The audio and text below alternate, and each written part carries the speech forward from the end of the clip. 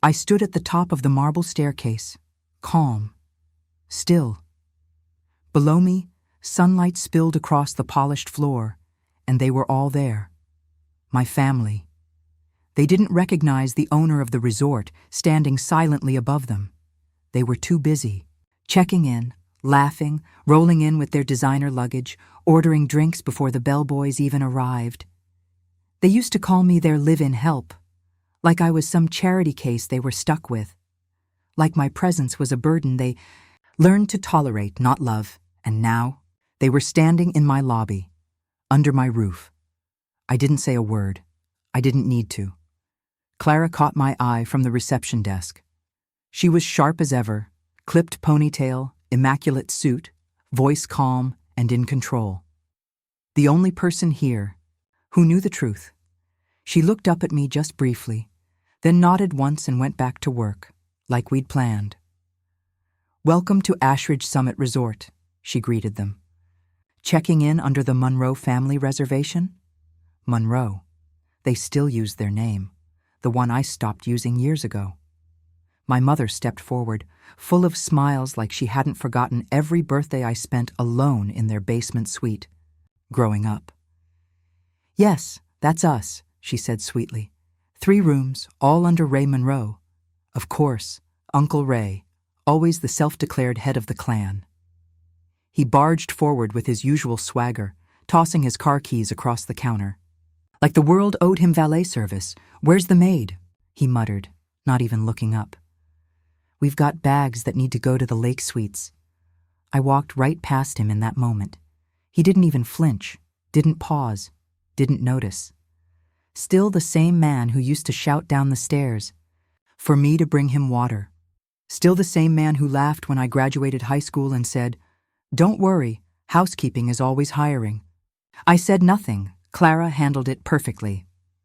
"Our bell staff will assist you shortly," she said with a polite smile. "We've just added some enhancements to the guest experience, complimentary welcome drinks and guided spa tours." They didn't deserve that kind of treatment. But I insisted we offer it anyway, because I wanted them to feel just comfortable enough before everything turned, before the moment they'd realize where they were standing, before the moment they'd look me in the eye. My heart didn't race. No rage bubbled under my skin. I wasn't there for revenge served hot. I'd already had that part. This was the cold course, the silent one, the one you taste when your mouth is already dry from regret. Have you ever felt like your own family would rather forget you existed? I asked myself quietly. I didn't need the answer. I already knew. They never saw me as one of them, just someone who cleaned up their messes, literally and emotionally. A placeholder child from my mother's first mistake, but I remembered every time they called me the Maid, and I remembered the exact moment I stopped begging for their affection and started building something of my own. I turned slowly and walked back toward the private wing, the one only owners and staff had access to. They'd be staying for a week. They had no idea I'd be watching. From every corner, in full control. And the best part? They'd chosen this place themselves. They came to me, and they didn't even know it yet. You can grow up in a house and still feel like a guest in every room. That was my childhood. A big house filled with noise, polished floors, birthday candles, but none of it was ever mine. Not the space, not the people, not even the air. I was 10 when it all changed. That was the year my mother married Thomas. He came in wearing cologne that stung my nose and a smile that never quite reached his eyes. On their wedding day, he bent down, looked at me in my little blue dress, and said, "Don't call me Dad. Just make yourself useful." Then he handed me a mop. That was the beginning of it. From that point on, I stopped being a daughter and started being something else, something less. Thomas had a way of making you feel like you owed him something, even when you were the one being wronged. He'd sit at the head of the table with his gold watch catching the light, and he'd say things like, "You should be grateful we're feeding you." And my mother? She never said a word. Not when he called me deadweight. Not when he said I had that sad, unwanted look. I think her silence was her way of surviving. But it cost me everything. Then there was Cynthia, my half-sister. 3 years younger, all dimples and curls, and Thomas's pride and joy. She had a room painted lavender with a crystal chandelier and a walk-in closet. I had the guest room in the back, the one with no closet at all. Cynthia liked to call me Cinderella, but not in a sweet fairy tale kind of way. She'd toss her laundry on the floor and giggle, "Cinderella, my dress needs steaming." I'd ask my mother if she heard that. She always looked away and said, "Don't make things worse than they are." The worst part wasn't what they said. It was how normal it all became, like the time they threw Cynthia a birthday party in the backyard, twinkling lights, cake flown in from some fancy bakery, and a band that played until midnight. I wasn't invited. I served lemonade in plastic cups. I remember standing in the kitchen, scrubbing dishes while I watched them through the window, dancing under fairy lights like I didn't exist. They went on vacations every year, Italy, Greece, Japan once, but the one they loved most was Lakeview Resort. Every summer, without fail, they'd spend 2 weeks there. It was all they talked about. Thomas would boast, "That place knows how to treat real guests." And Cynthia would twirl her curls around her finger and say, "Ugh, I'm dying to get my facial by the lake again." Every time I asked if I could come, they'd smile like I was 5 years old and say, "Someone has to watch the house, sweetie." I started to memorize the way they packed, always in pairs, matching luggage, laughter echoing through the hall. And I stayed behind, with the house and their silence. They said I owed them, for the roof, for the meals, for the chance to be part of a family that never truly wanted me. Thomas made sure I never forgot it. "You were lucky your mom found me," he once said, resting his hand on my shoulder like it was some kind of mercy. "Without us, you'd be nowhere." He was wrong. The truth is, I built everything because of them, because of the way they shut the door and left me behind, because of every dish I scrubbed while they celebrated, because of every time they treated me like background noise in their perfect, curated life. I learned how to disappear, and in that silence, I learned how to build. They thought I was nothing more than a maid in my own home, but I was taking notes, watching, learning. Every summer, they handed me the gift of time. 2 full weeks to be alone, in peace, with their big house and my bigger thoughts. That's when I started researching, studying resorts, learning the business. They never once asked what I was doing while they were gone.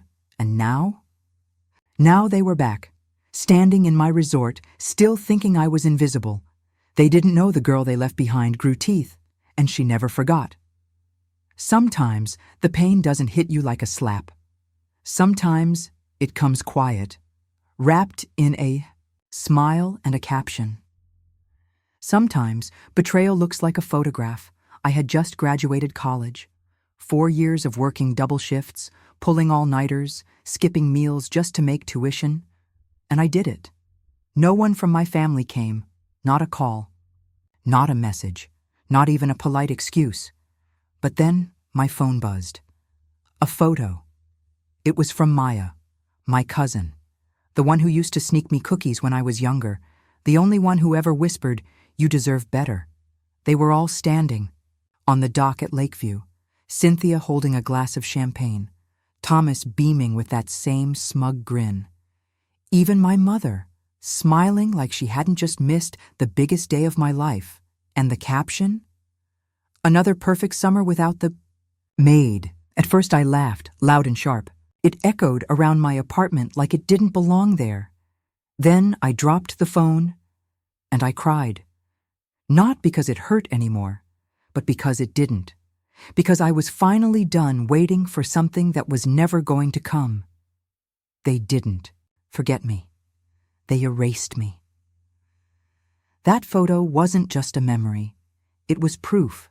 They never planned to see me as anything more than the girl who should be grateful. grateful for leftovers, grateful for silence, grateful for a seat in the corner, if I was lucky. I sat on my mattress that night, still no bed frame, and thought about every time I was told to stay out of sight during family dinners. About the aunts who handed me dirty plates before they even said hello. About the time a guest asked Cynthia if I worked there. And she just laughed. Oh, she might as well. That memory used to burn. But now, it lit something else. That's when I decided if they wanted a maid so badly, I'd give them one, just not the way they expected. Maya texted again later that week. Sorry I didn't come. I told them you were graduating. They said it was just another community college thing. I didn't reply. I couldn't. She had always been the kindest. But kindness without courage is still betrayal. Remembered the day Benny, my stepbrother, pushed me into the pond behind our house. Everyone laughed when I came out soaked and muddy. He looked around and said, "She tripped. Clumsy maid." And no one questioned it. I scrubbed those memories from my bones like they were stains I couldn't let sink in. I took the job at a small boutique hotel, front desk, minimum wage, but I watched everything. How the owner spoke, how the guests moved, how the power was never in loud voices. It was in control, in silence, the kind I learned far too early. I started saving, everything, no vacations, no nights out. I lived in borrowed clothes and discount groceries, but every dollar I saved was a brick in the house I'd build. My house. I remember one night, my boss caught me studying floor plans on my break. He said, "What are you trying to do? Run. Your own place someday?" I looked up, calm as ever, and said, "Not just any place, the right place." Lakeview was always their heaven. It became my target. Year after year, they went there, boasted about it, built memories on top of my absence. So I started calling, started asking questions. I found out it had changed hands 3 times. I found the one owner who was willing to sell quietly. I didn't buy it with inherited money. I bought it with every missed meal, every weekend worked, every ignored birthday, and when the papers were signed, I didn't cry. I just stood in the lobby, alone, and whispered, "Let's see if they still call me the maid now," because the truth is, they did make me a maid, but they forgot that even maids learn how to open doors. Even maids learn where the power sits. Even maids know how to keep secrets. And this time, the door wasn't theirs. It was mine. Revenge isn't loud. It's not fire and screaming and doors slamming shut. Sometimes, it's just silence. And a clipboard. That was the version I chose. Because what I wanted wasn't chaos. It was clarity. I didn't want them to suffer. I wanted them to see. The night I moved into that tiny studio apartment, the only thing on the wall was a single post-it note, in black ink, block letters, Lakeview Resort. Every morning I woke up to that name. Every night I stared at it before I slept. I took every job I could get my hands on. Housekeeping at a business hotel downtown. Front desk at a 3-star chain, off the highway. Bell staff, banquet server, night audit. If it paid, I did it. Most people clocked in to survive. I clocked in to build. That's when I met Damon. He was the general manager of this rundown hotel in the city, had been in the business for 30 years. Gruff, no nonsense, smelled like old cologne and stronger coffee. He noticed how I worked, how I asked questions no one else did. One night, after a double shift, he pulled me aside and said, "You're not just doing this for rent, are you?" I just looked at him. Quiet. So he asked, "What are you chasing?" I pointed to the post-it. "In my locker." He raised an eyebrow, then laughed under his breath. "Lakeview? That's a beast. You sure you're not biting off more than you can chew?" I didn't flinch. I just said, "I'm not planning to chew. I'm planning to own." That's when he started teaching me for real. He taught me how to read P&Ls, how to negotiate contracts, how to run an operation from the inside out. I became the shadow behind every system, every department, and still, I saved. I opened a separate account and funneled every spare cent into it. No takeout, no vacations, no excuses. When my mother called once, out of the blue, I let it ring. She didn't leave a voicemail. She never did. One night, Damon looked at me across the front desk and asked, "You sure this is what you want?" I nodded and told him what. I truly felt, I'm not hurting them. I'm just letting them feel what I lived with, being invisible. That's when he introduced me to Linda. She was an older investor, sharp eyes, scarlet lipstick, and the kind of voice that made boardrooms go silent. Damon told her I was a risk worth taking. So I pitched her my vision, laid out every number, every phase, every contingency. She stared at me for a long time and finally said, "You've got fire, but not the reckless kind. I like that." With her backing, the dream moved out of paper and into reality. I tracked Lakeview for 2 years, waited, watched, studied. Then it happened. A bad season, bad press, worse management. Carl, the resort broker I contacted, warned me over coffee. "It's expensive. The taxes alone will make you sweat. But it's doable if you're serious." I looked him in the eye and said, "I've never been more serious in my life." I created a shell company, anonymous, clean. I made the offer through it, just under asking, cash, no contingencies. 6 weeks later, I was holding the keys to the place that built their happiness and buried mine. I didn't tear it down. I renovated with purpose, polished the lobby, updated the lighting, brought in modern linens, kept the bones the same.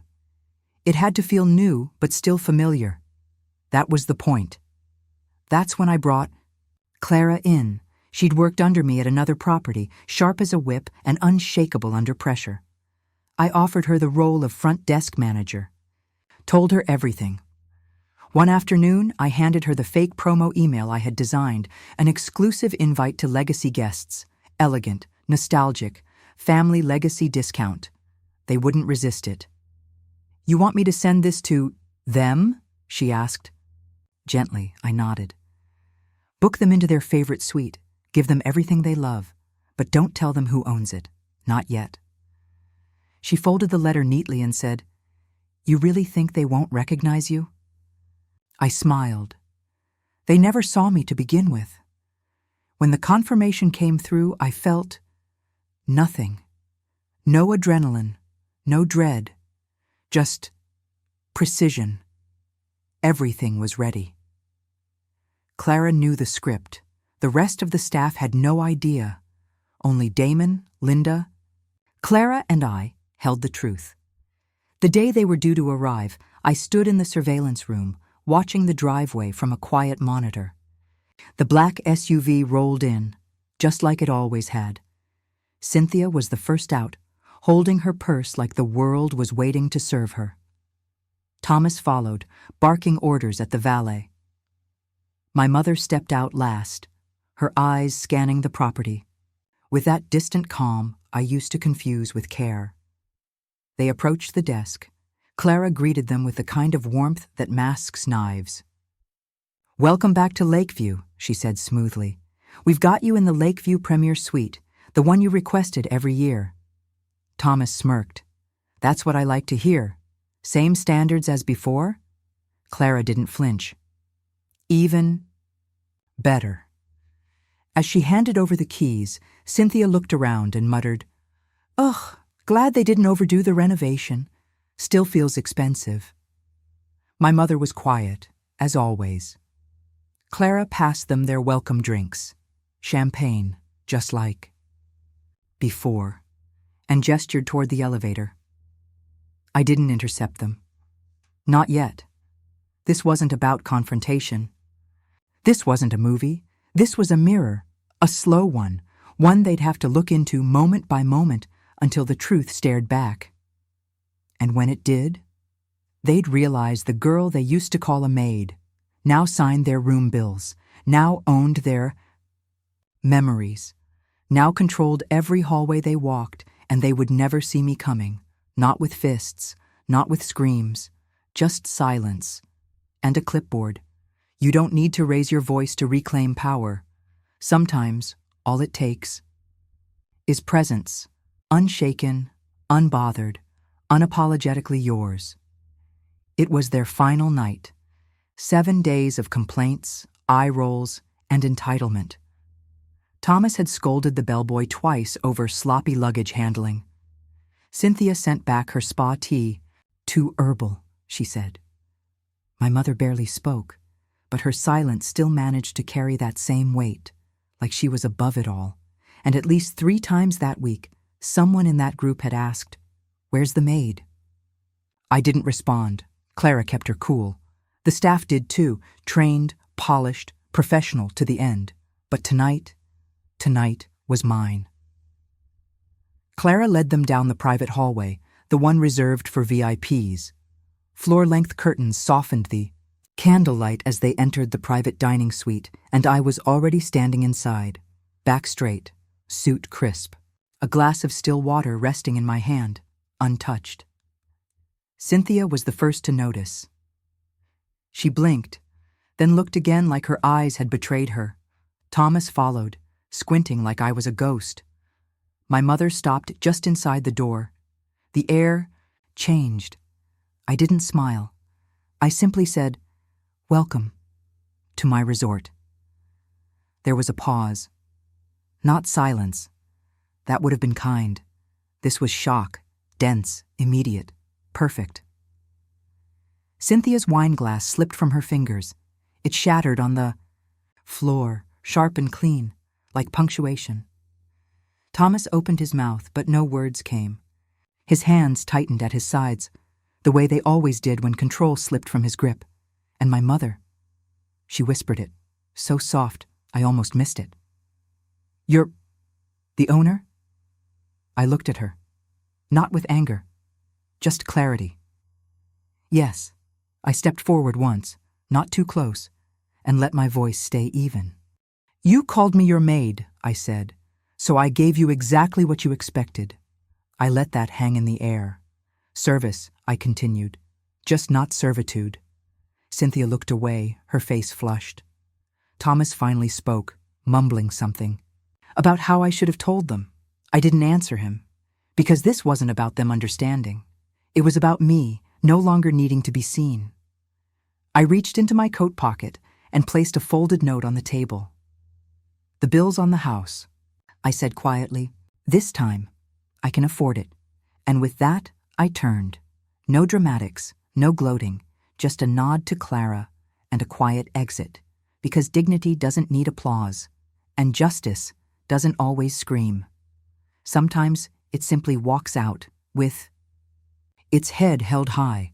I didn't win because I bought the resort. I won because I stopped waiting for their approval and started building my own worth. The truth is, I used to think closure meant hearing them say they were sorry. But now I know. Some people will never apologize. And that's fine. Because your success doesn't need their permission. They left. This place with questions in their eyes, unfinished words on their lips. And I left with peace. I'm not stuck in the past anymore. I'm expanding. I'm hiring people like me, the ones who've been overlooked, underestimated, talked down to. I see them. I trust them. I build with them. I've learned how quiet power works, not loud, not cruel, just steady, unshakable. Damon once told me, you don't need to roar to be heard, you just need to show up with purpose. So now I do, every day, not as the maid they imagined, but as the architect of my own life. And the truth is, I was never the maid, I was the blueprint.